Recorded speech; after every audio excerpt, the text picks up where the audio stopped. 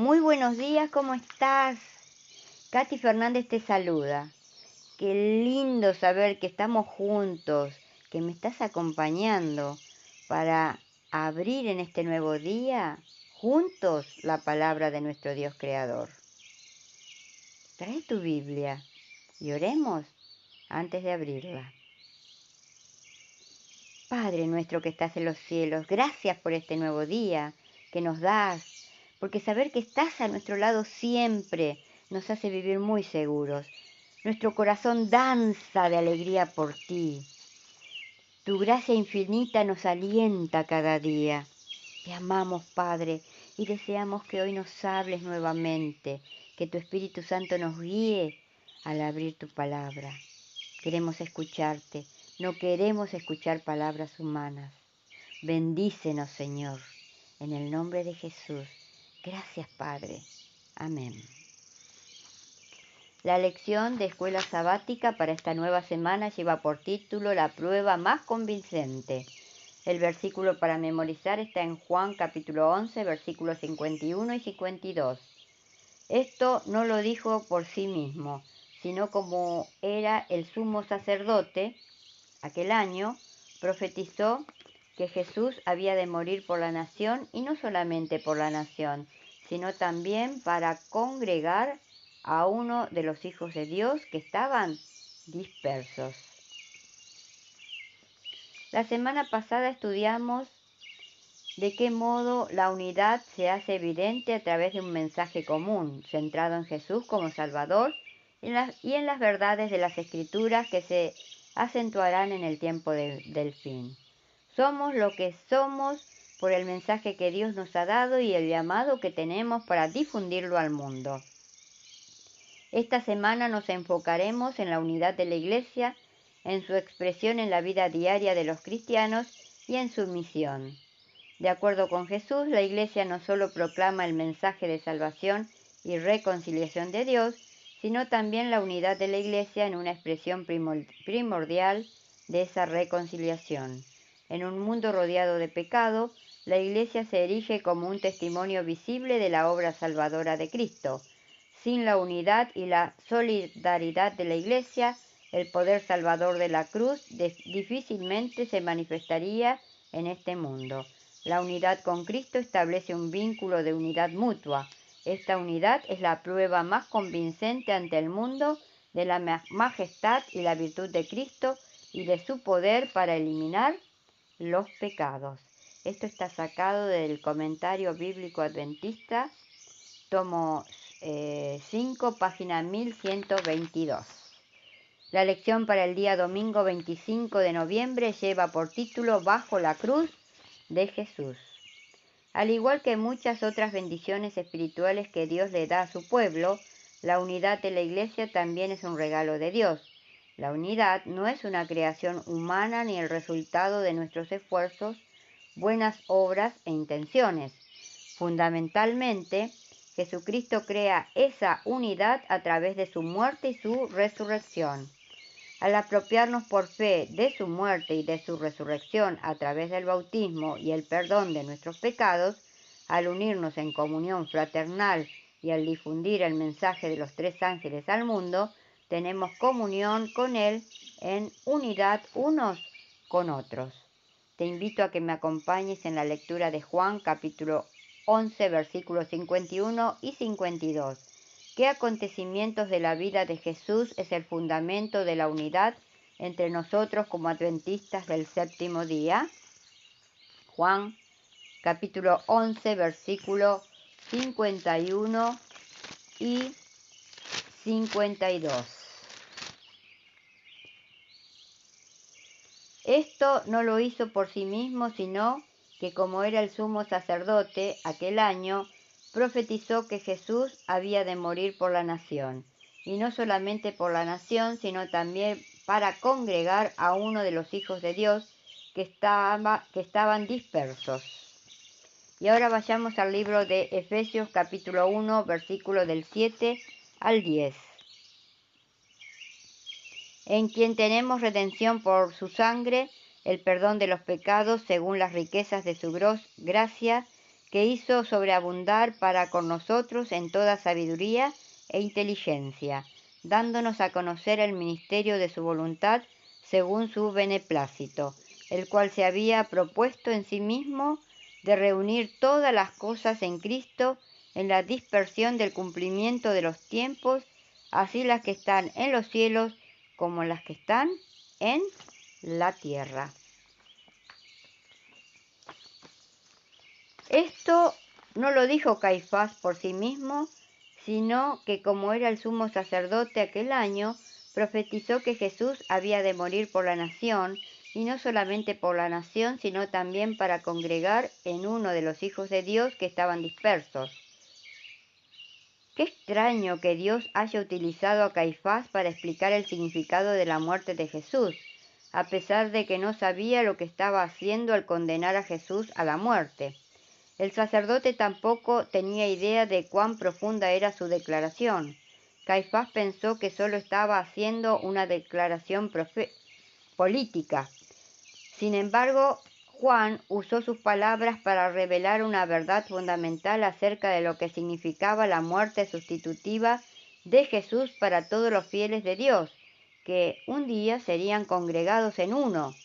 Más allá de lo que creamos como adventistas del séptimo día y más allá del mensaje que solo nosotros proclamamos, el fundamento de nuestra unidad se da en nuestra aceptación común de la muerte de Cristo como en nuestro favor.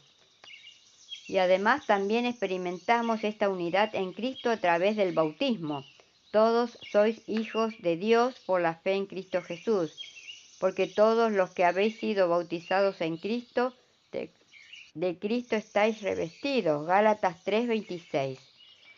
El bautismo es otro vínculo que los adventistas comúnmente compartimos, ya que simboliza nuestra fe en Cristo. Tenemos un Padre en común, por lo tanto todos somos hijos e hijas de Dios y tenemos un Salvador común en cuya muerte y resurrección somos bautizados. Romanos 6:3-4.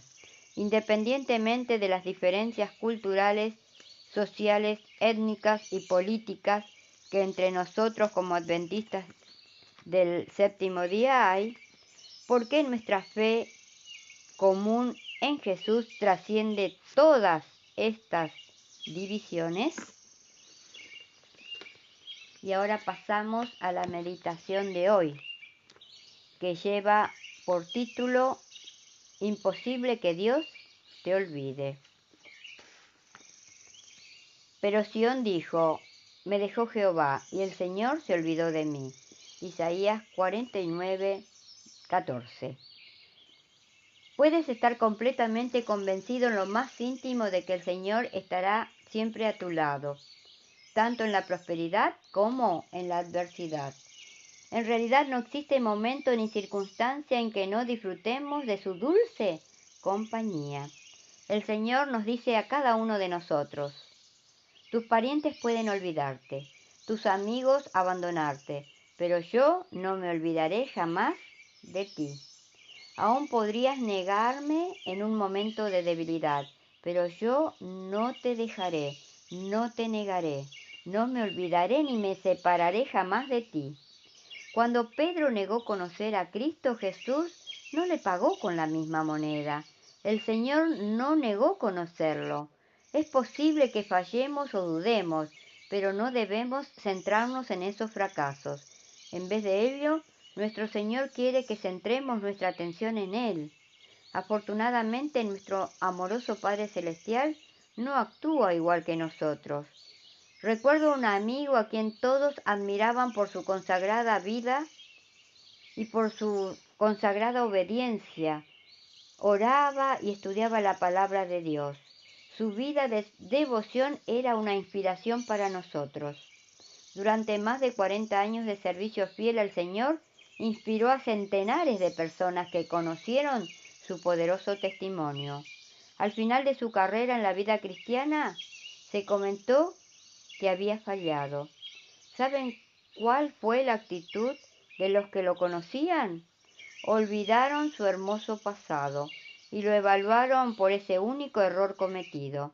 Lo declararon hipócrita infiel, mentiroso, alguien que solo fingía la santidad, que solo fingía amar a Dios. Qué bueno saber que Dios no evalúa nuestra vida según nuestra capacidad en mantenernos fieles, sino según su fidelidad, la fidelidad de Dios y por la obra que Cristo realizó y completó en la cruz del Calvario. El amor del Salvador sabe que tendremos caídas,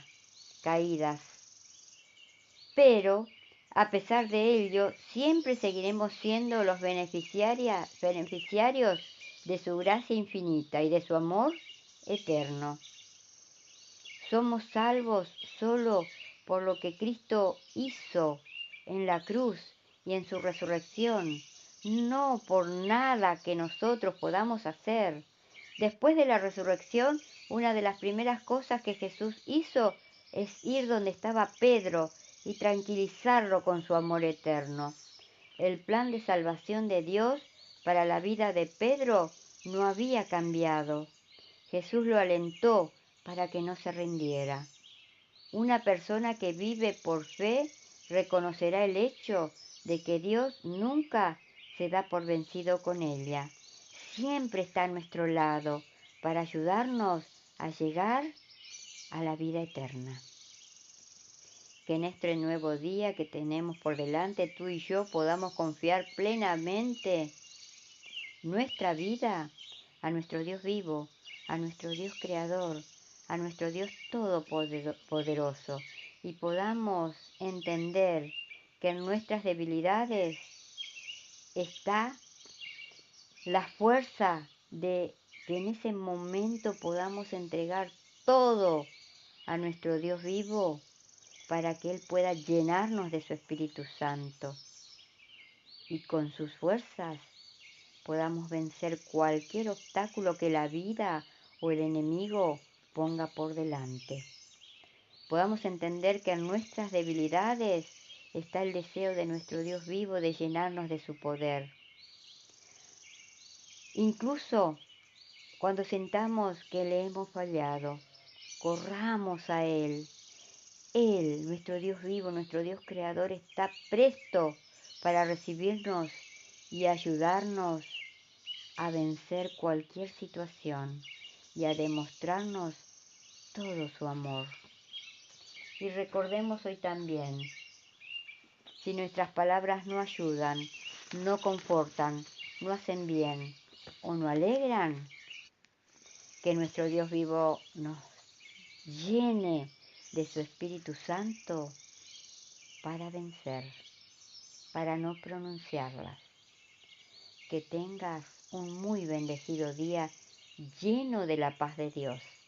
Y te invito para que mañana volvamos a encontrarnos, si Dios quiere. Y gracias de verdad, muchas gracias, porque estás ahí acompañándome.